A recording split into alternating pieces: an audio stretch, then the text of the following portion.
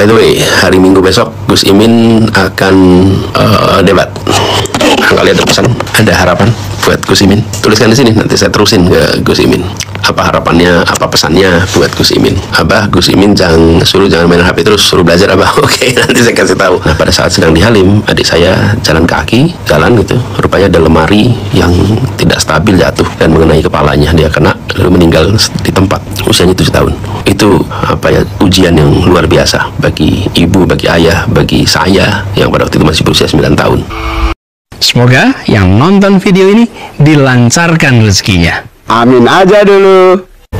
Rekomendasi buku bacaan untuk dibaca anak kuliahan di masa libur semester 1 menuju semester 2. Saya usul Anda pilih 2. 1, Anda pilih buku fiksi, novel atau kumpulan cerpen. Yang kedua, pilih buku non-fiksi yang temanya Anda sukai. Jadi yang satu merangsang imajinasi Anda, karena kalau baca buku fiksi itu merangsang otaknya untuk pikiran kita tumbuh imajinasi. Yang kedua, baca yang non fiksi untuk nambah pengetahuan. Pilih yang Anda sukai. Dengan begitu bacanya menyenangkan.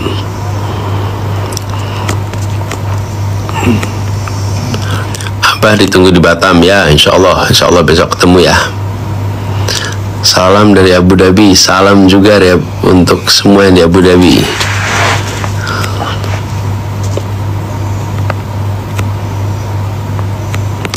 Abah pakai kartu SIM apa?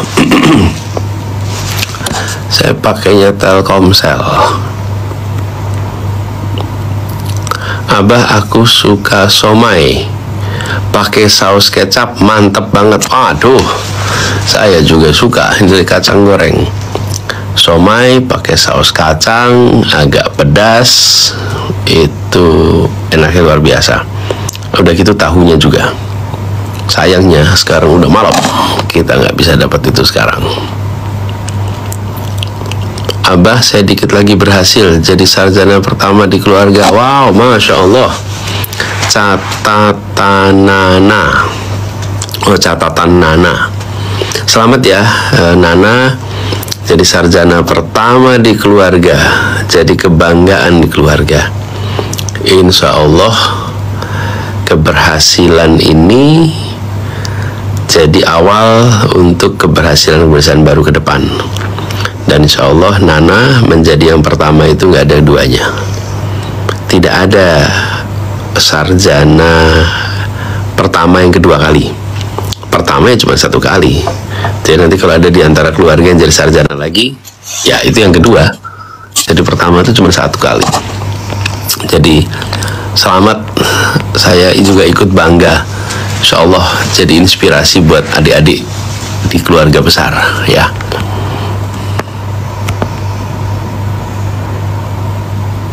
Abah, istri saya Linda Lestari lagi hamil.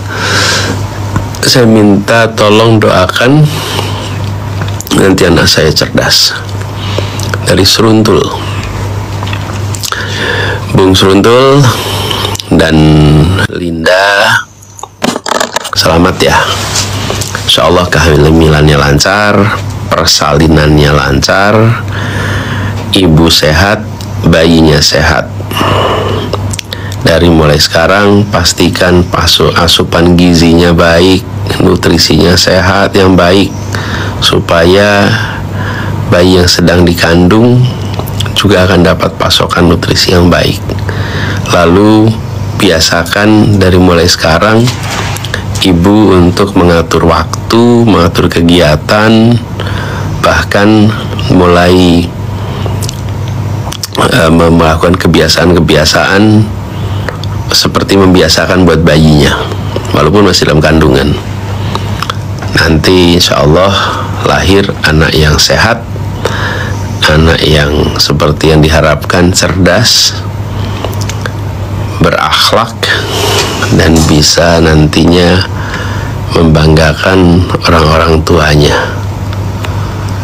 bisa menjadi pembuka jannah bagi ayah ibunya.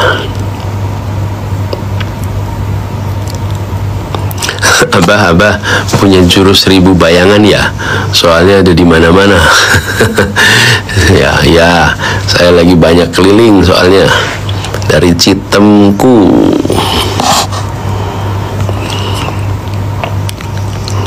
Abah kapan ke Banten? Insya Allah hari Sabtu kalau nggak salah saya ke Banten.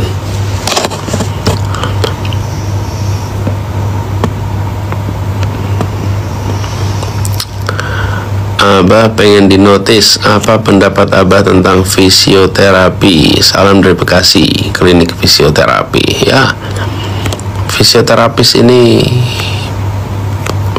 manfaatnya besar sekali. Banyak sekali di antara kita yang kalau mengalami problem di otot, saraf, ke fisioterapis. Terima kasih sudah milih menjadi yang membawa kesembuhan. Semuanya datang dari Allah, tapi Anda yang menjadi salurannya untuk ikut mengembalikan kesehatan semua. Abah bantu semangatin bisnis lagi bangkrut. Sedih bener Abah, ingat emak, ingat istri, ingat anak.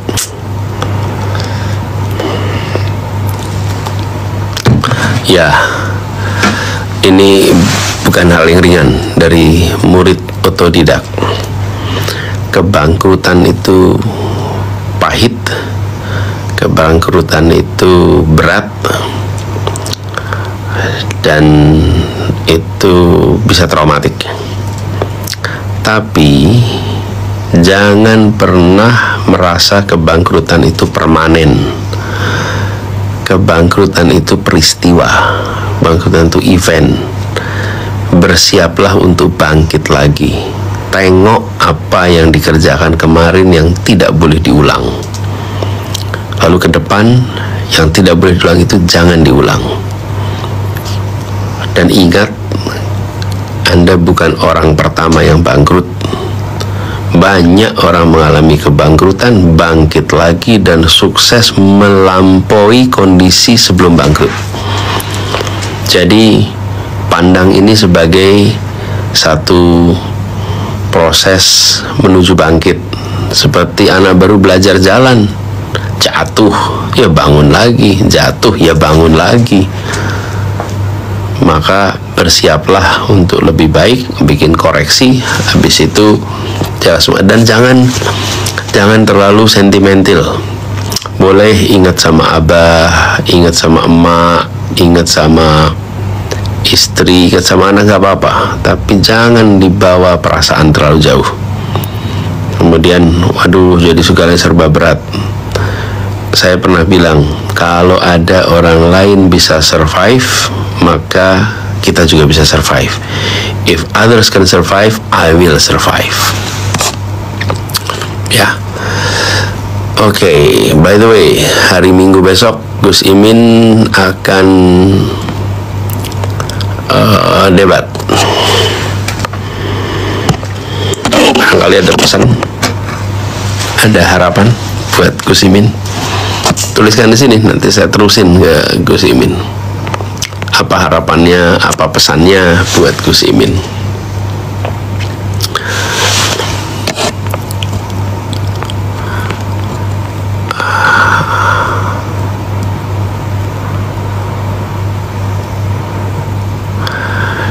Dava Chani, Abah, tadi aku naik taksi saat keluar bandara, terus supir taksi bilang aku mirip Pak Anies. Alhamdulillah, kita mirip. Kapan-kapan nanti bisa kita barengan ya, kita foto bareng, kita cocokin nih kemiripan kita.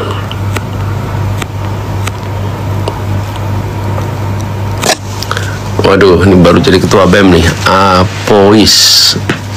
Abah minta motivasi agar terus amanah. Kebetulan saya baru memegang jabatan sebagai ketua BEM. Gini, pemimpin muda itu diakui oleh sebayanya. Kenapa Anda disebut pemimpin muda? Karena sebayanya mengakui Anda. Kalau yang mengakui Anda sebagai pemimpin itu orang-orang tua, ya maka Anda orang tunjukkan, pejabat muda namanya. Tapi kalau Anda memiliki pengakuan dari sebayanya, nah karena itu ingat-ingat, ketika Anda jadi ketua BEM, what makes you a leader is your follower. Seseorang itu disebut pemimpin jika dan hanya jika dia punya orang yang mengikuti secara sukarela. If nobody is following you, then you are no leader. Dan kalau tidak ada yang mengikutimu secara sukarela, maka Anda bukan pemimpin.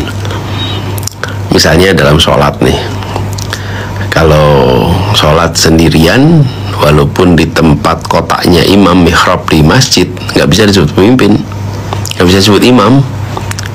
Jadi bukan karena dia berada di mihrab disebut imam. Dia disebut imam jika dan hanya jika ada satu orang aja muncul di belakangnya jadi makmum. Jadi yang membuat seseorang disebut imam itu kalau ada makmum. Nah, Anda jadi ketua BEM nih sekarang. Ingat, Anda disebut ketua karena ada anggota, dan anggotanya yang membuat Anda disebut ketua. Karena itu, respect your follower. Hormati yang mengikuti, hargai, libatkan, sehingga mereka semua akan terus bekerja bersama dengan Anda. Leadership and followership itu seperti satu koin dengan dua sisi. Yang satu namanya leadership, yang satu namanya followership. Ingat-ingat itu ya. Selamat bertugas. Insyaallah jadi pengalaman yang luar biasa. Oke, teman-teman, udah malam sekarang.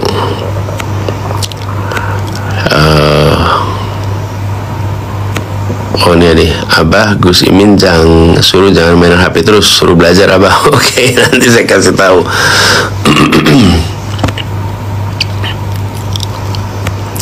Izin Abah bertanya, bagaimana cara menjaga tempo bicara dalam menyampaikan materi?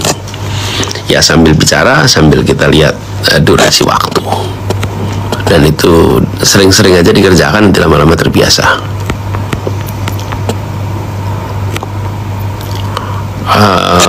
Bah, ceritain waktu jadi ketua senat di UGM, apa yang paling berkesan? Namanya G Tanya. Gini dah, itu panjang ceritanya. Insya Allah nanti pas saya live berikutnya aja ya, biar ada kesempatan cerita lebih banyak.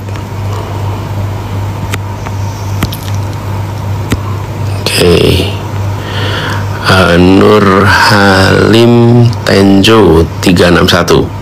Abah doakan kami pasangan baru, punya anak baru 1. Oh ya Allah, anak kami sudah mendahului kami pergi. Ya Allah. Oh, jadi Ananda sudah wafat. Inna lillahi wa inna ilaihi rajiun. Adamallahu ajrakum. Semoga dukamu jadi pahalamu. Dan anak yang pulang mendahului pasti nggak ringan untuk ibunya, untuk ayahnya. Tidak ada ibu yang membayangkan harus menguburkan anak yang dilahirkan. Itu sesuatu yang amat berat. Jadi saya turut bersimpati. Semoga Nur Halim dan istri punya kekuatan. Insya Allah pasti kuat. Dan insya Allah nantinya dikaruniai anak yang tumbuh kembang sehat, soleh solehah, yang sudah mendahului, insya Allah jadi pembuka jannah, pembuka pintu surga buat ibunya, buat ayahnya. Dan ada kalimat yang mungkin pas di sini. The heaviest coffins are the smallest ones. peti mati yang paling berat adalah peti mati yang kecil. Peti mati yang terkecil itu peti mati yang paling berat. Jadi itulah pesan peti mati anak-anak, itu jauh lebih berat dibandingkan peti mati orang dewasa. Karena peti mati anak-anak itu menggambarkan beratnya rasa kehilangan orang tuanya. Tapi saya yakin insyaallah bisa dilewati. Saya cerita sedikit nih soal ini. Saya berumur 9 tahun ketika adik saya berusia 7 tahun wafat. Dan wafatnya mendadak karena adik saya namanya Haifa. Waktu itu kami lagi liburan dari Jogja ke Jakarta, dan pada saat itu menjemput kedatangan keluarga yang habis pulang haji. Jadi kami menjemput di Bandara Halim. Ayah dan ibu di Jogja, saya libur dengan paman dan tante ke Jakarta. Nah, pada saat sedang di Halim, adik saya jalan kaki, gitu, rupanya ada lemari yang tidak stabil jatuh dan mengenai kepalanya. Dia kena lalu meninggal di tempat. Usianya 7 tahun.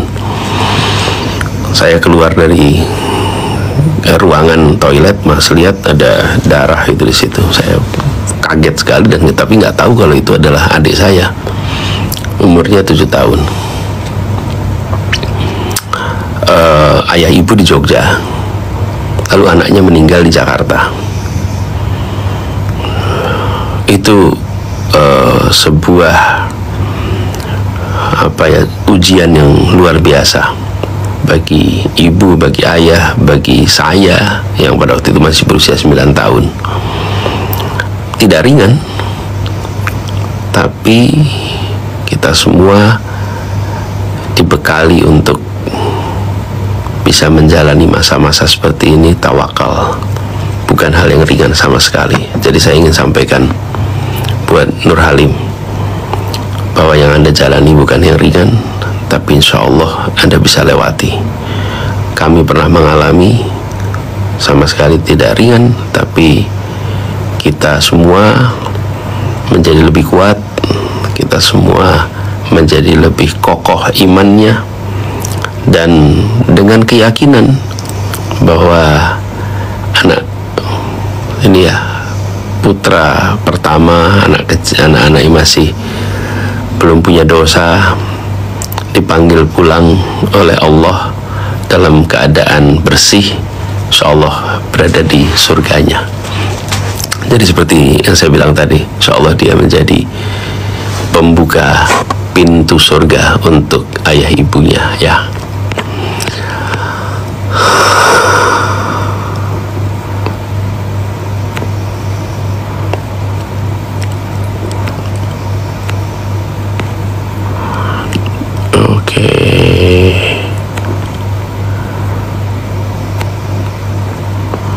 Woi, masih banyak nih rupanya. Oke, teman-teman, udah agak malam nih.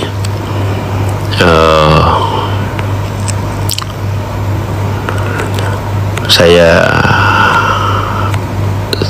cukupkan sampai di sini. Insya Allah kita ketemu lagi di waktu yang berikutnya. Ini ada yang terakhir nih, Abah, tanggal 16 aku milad. Semoga kaldul taku, ya, insya Allah saling mendoakan. Teman-teman semua, terima kasih yang sudah menemani saya malam ini. Terima kasih sudah ikut partisipasi di sini. Banyak nih pertanyaan-pertanyaan, tapi nanti kita terusin lagi ya. Udah agak malam sekarang. Insya Allah kita jumpa lagi. Stay healthy, stay happy, stay productive.